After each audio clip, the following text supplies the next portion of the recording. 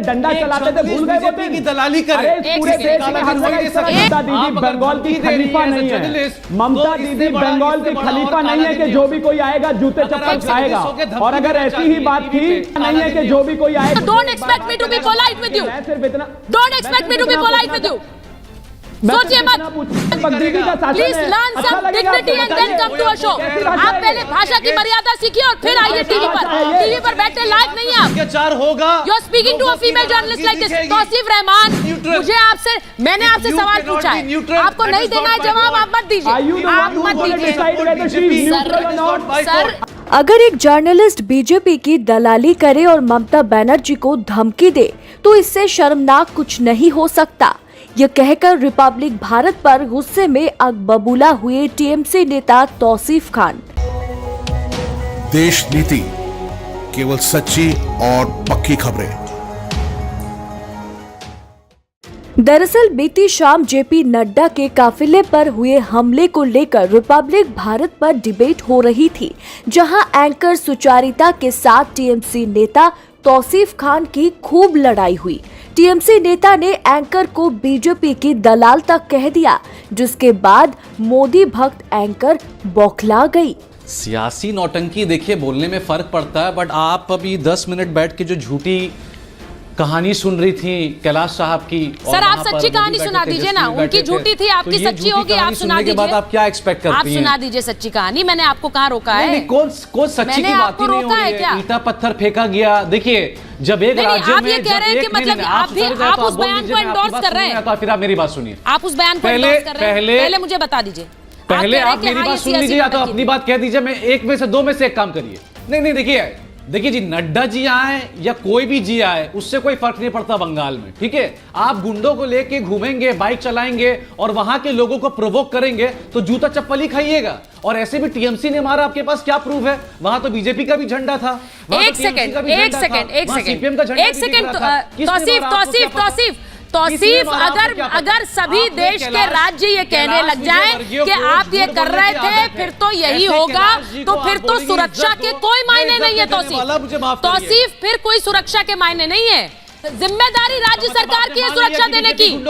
राज्य सरकार की जिम्मेदारी है। आप पल्ला झाड़ रहे हैं इससे। अरे आपने ये बात मान लिया कि आप गुंडों की फौज लेकर घूम रही थी। आप यही कह रहे हैं ना, साथ में तो आप भी मान लीजिए कि ममता बनर्जी पर हमला हुआ अगर किसी राज्य में, तो ये कहकर पल्ला झाड़ लिया जाए। मुझे मत बताइए किसकी हाय लगेगी, किसकी नहीं। Tausif, you have to understand, Tausif, security की जिम्मेदारी किसकी है राज्य में?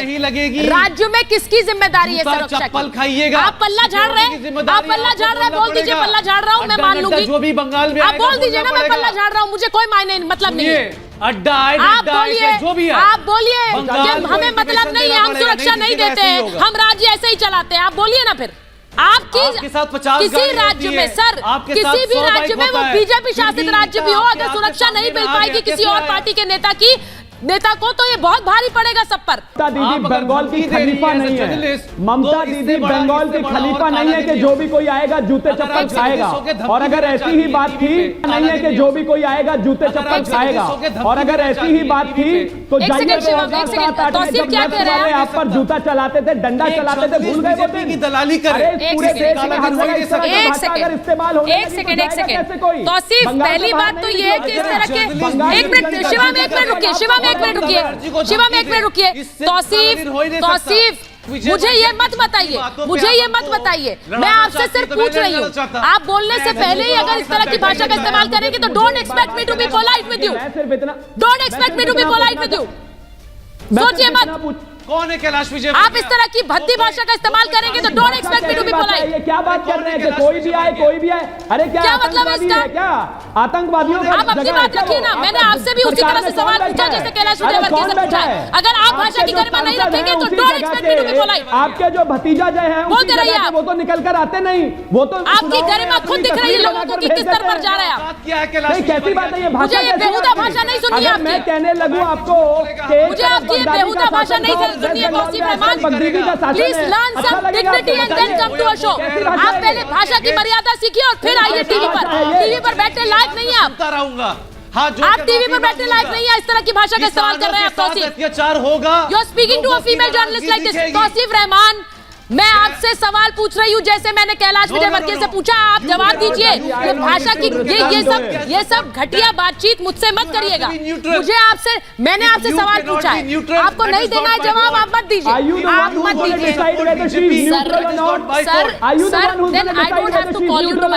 आपको मुझे शो पर बुलाना नहीं है, मैं सिर्फ शिवम और रूपा जी से सुन सकती हूँ बात, मुझे आपको बुलाने की जरूरत नहीं है, आपको बुलाने की जरूरत नहीं है ना। नहीं, सुन लीजिए, अब मैं पहले रूपा जी के पास जा रही हूँ प्लीज, और मैं आराम से सुनना चाहती हूँ रूपा जी की बात, क्योंकि मैं कोशिश करती हूँ कि मैं एक-एक की बात सुनूं। मैं रूपा जी की इज्जत करता हूँ, रूपा जी के साथ मैंने बहुत डिबेट किया। तो प्लीज फिर अगर इज्जत करते हैं तो रूपा जी की बात सुनिएगा, क्योंकि मैं नहीं चाहती हूँ, शी नीड्स अनइंटरप्टेड टाइम, और वो मैं आपको तभी दूंगी जब आप भाषा की गरिमा रखेंगे। रूपा जी कभी नहीं लांघती है भाषा की गरिमा। तो देखा आपने किस तरह से लाइव डिबेट पर तौसीफ खान के मुंह से बीजेपी की दलाल सुनते ही तिलमिलाए एंकर। जेपी नड्डा के काफिले पर जो हमला हुआ उस पर आपकी क्या राय है? साथ ही तौसीफ और एंकर के बीच हुई तगड़ी बहस पर आप क्या सोच रखते हैं? कमेंट कर जरूर लिखें। साथ ही ऐसी तमाम वीडियोस के लिए देशनीति को सब्सक्राइब जरूर करें। देश को बेखौफ, बेबाक और बुलंद आवाज की जरूरत है। देशनीति को स्वतंत्र पत्रकारिता करने में मदद करें। अपनी इच्छा के अनुसार फोन पे या गूगल पे के जरिए अभी सहयोग करें 9650034524 नंबर पर। देश की राजनीति की हर खबर सबसे पहले पाने के लिए सब्सक्राइब करें देशनीति को, और खास नोटिफिकेशन के लिए बेल आइकॉन को जरूर दबाएं। पहले यहां क्लिक करें, उसके बाद लाल बटन को दबाएं।